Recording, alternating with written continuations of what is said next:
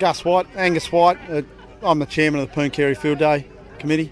We're here today because there's a great field day on, and the field day is just a fun family day, been put together just to bring everyone in the community, especially at times when they're doing it a bit tough, bring them together for a cheap family fun day where they can catch up with people they don't see for a long period of time.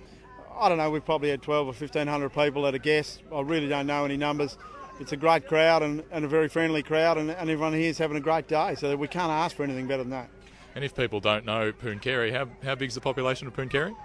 A good deal less than 1,500, Nikolai, probably about 40.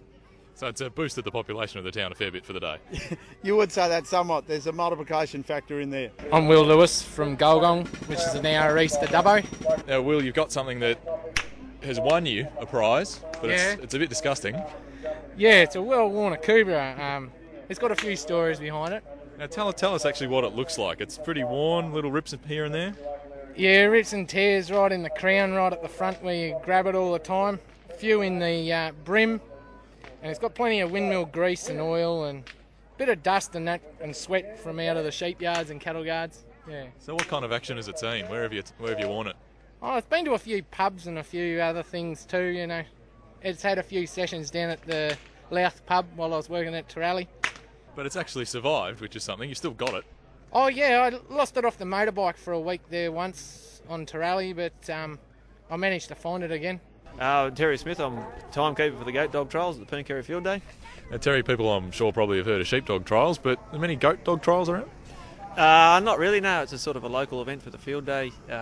It just come about because there's a lot of goats chased in the area, so we thought a couple of years ago we'll have a goat dog trial on because everyone goes to the pub and brags up how good their goat dogs are. Right, we'll sort them out and get them out here and see how they go. And are they been as good as they all said they were?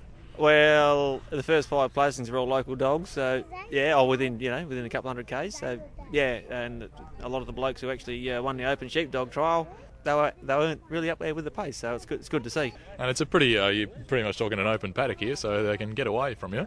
Yeah, no, there's no fences once the goats leave, and they're feral goats, like they're not trained or tamed, they're just straight out of the paddock. Once they're out of the yard, she's a free for all.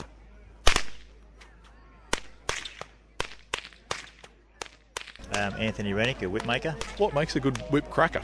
It's just skill, timing, and not too much fear of the whip being over your head, I suppose. So how long have you been cracking whips on? I'm guessing it's quite a long time now. I've been making whips for about 18 years, but been cracking whips about probably 12 years. Yeah. And so you've been judging the whip cracking competition here today. What's it been like? It's been a very strong competition, very close competition. Very hard to judge because of that, but we think we've got it all in the right order and all the winners are happy. And particularly some of the younger people, they're doing some pretty amazing stuff, looking how tall they are.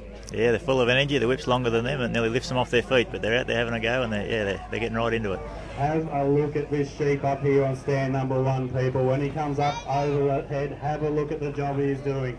If any of you have got a spare jacket out in the car, you might want to go get it now because I think this sheep's going to need it tonight. Henry, I'm John Duller. I'm a shearer, like machine shearer and blade shearer. Now, John, we're here in Pooncarie. One of the highlights of today was the Tri-State Blade Shearing Championships. You've taken it out. Congratulations. Oh, thank you. Yeah, it was a great comp. We could have had a few more competitors, would have been good, but really it was a well-run competition, and it was a tight competition, pretty close. Now, blade shearing, if people aren't familiar with it, how does it differ from machine shearing? Well, machine shearing, you use a mechanical handpiece and comb and cutter. With blade shearing, it's like a big pair of scissors, but slightly different, with a 7.5-inch cutting edge, and they're very, very sharp. And I can imagine you might have caught yourself once or twice? Yeah, I've got